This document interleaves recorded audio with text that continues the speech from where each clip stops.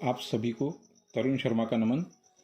आइए मित्रों, हम देखते हैं कि आजकल जो होने वाली बीमारियां है, जैसे कि एसिडिटी है, हाई ब्लड प्रेशर है, कोलेस्ट्रॉल है, अस्थमा है, शुगर है, मधुमेह या स्पॉन्डिलाइटिस है, तो इन बीमारियों की वजह क्या वो होती है जो हमें दिखाई देती है, या और कुछ होती है, या फिर हम जो आध्यात्मिक लेवल पर जो जप या रेकी लेवल पर जो हम प्रार्थनाएं करते हैं उनका क्या महत्व होता है। तो मैं आपको इसके विशेष जानकारी दूंगा इसके विषय में। एसिडिटी जो होती है, हमारी अम्लता शरीर में, यह होने वाली जो बीमारी है, यह आहार की त्रुटियों के कारण होती है ऐसा माना जाता है।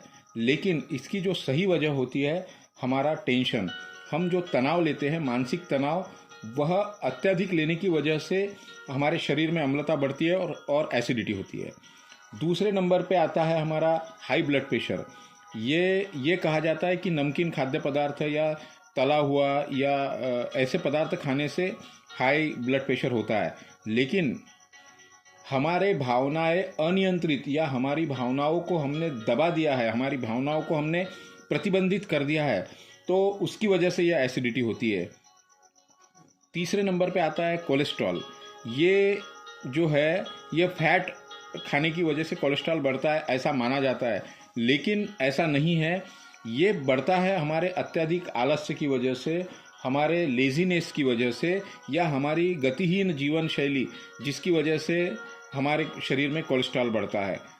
मधुमेह सामान्य बीमारी है। मधुमेह, शुगर, यह जो है, यह ग्लूकोज के अधिक सेवन की वजह से होने वाली बीमारी है ऐसा माना जाता है। लेकिन ये जो बीमारी है, ये जिद्दीपना की वजह से, हमारा जो जिद्दीपना का रवैया है ये, और हमारा जो स्वार्थीपना है, इसकी वजह से मधुमेह बढ़ता है शरीर में, और ये हमारे अग्नाशय के कार्य को बाधित करता है। जैसे हमें ज़्यादा गुस्सा आ रहा है तो हमारा खाना पीना भी उसमें मतलब डिस्टर्ब हो जाता है, और फिर वह मधुमेह का कारण बनता है।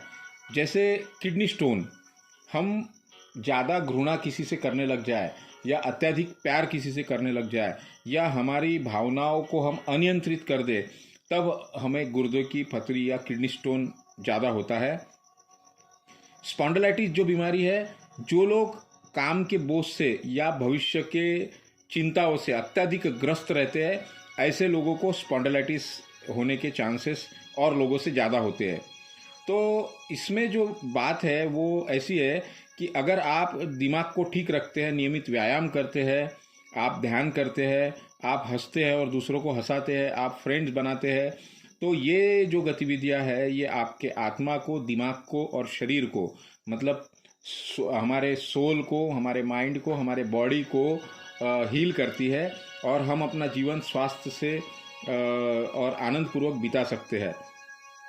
तो हमारी जो प्रार्थना जो होती है, हम जो प्रार्थना करते हैं, जैसे जैसे गायत्री मंत्र है, जैसे नमोकार मंत्र है, जैसे महामृत्युंजय मंत्र है, या जो सामान्य तौर पे प्रार्थना कही जाती है कि सर्वे भवन्तु सुखिनः, सर्वे सन्तु निरामय, सर्वे भद्राणि पश्यन्तु, मा कश्चित् दुःखमाप्नुयात्। या तो ये जो प्रार्थना है, इसके कंपन से जो हर्ट्स पैदा होते हैं, इनका जो कंपन होता है वो 120 से 350 हर्ट्ज तक का होता है। ये हाई कंपन होता है। और हमारा जो दर्द होता है वो होता है 0.1 हर्ट्ज का। हमारा जो डर होता है वो होता है 0.2 हर्ट्ज से लेकर के 2.2 हर्ट्ज तक।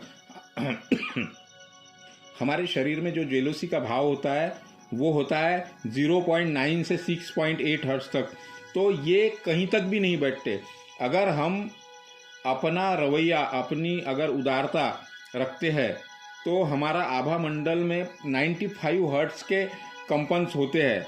अगर हम किसी का भी आभार मानते हैं, धन्यवाद करते हैं, तो हमारे आजू बाजू में जो कंपन तैयार होते हैं वो होते हैं 150 हर्ट्ज के कंपन तैयार होते हैं। हमारे मन में किसी के लिए करुणा का भाव अगर है, तो हमारे आजू बाजू में 150 से लेकर तो 200 तक, 200 हर्ट्ज के कंपन, वाइब्रेशंस तैयार होते हैं। सभी जीवित प्राणियों के लिए प्रेम और करुणा जिनमें भरी रहती है, जो जैसे साधु संत होते हैं, उनके जिनके तरफ आप, जिनकी बात आप सुनना चाहते हैं, जिनके तरफ आप खींचे चले जाते हैं, तो ऐसे संत महात्माओं का जो ऑरा होता है वो 205 हर्ट्ज से लेके तो 250 हर्ट्ज तक का होता है। ये उच्च कंपन माने जाते हैं।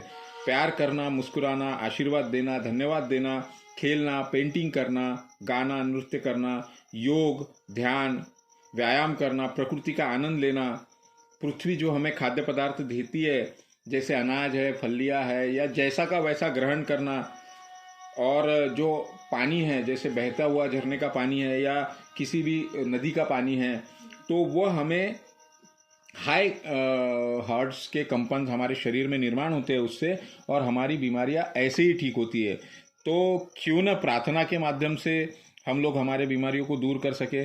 तो आप लोग डेली नित्य का कर्म बनाइए, एक शेड्यूल बनाइए कि हम सुबह में ये 10 मिनट तक इस मंत्र का जाप करेंगे, या शाम में हम इस समय तक इस मंत्र का जाप करेंगे। अपने जीवन में प्यार करेंगे, ध्यान करेंगे, खेल खेलेंगे, धन्यवाद करेंगे, और अगर समय आया तो माफ़ी मांगेंगे। तो हमारे आजू बाजू में जो ऑरा है, वो जो हमारा ऑरा है, वह हमारा ऑरा क्लीन होता चला जाएगा, हमारे चक्रास क्लीन होते चले जाएंगे।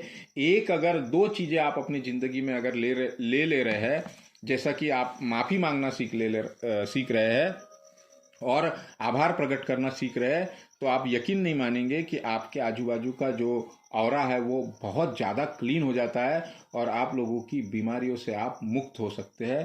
तो बीमारियों से मुक्त होने का ये सबसे बेस्ट रास्ता है। आशा करता हूँ ये वीडियो आपको पसंद आएगा। धन्यवाद।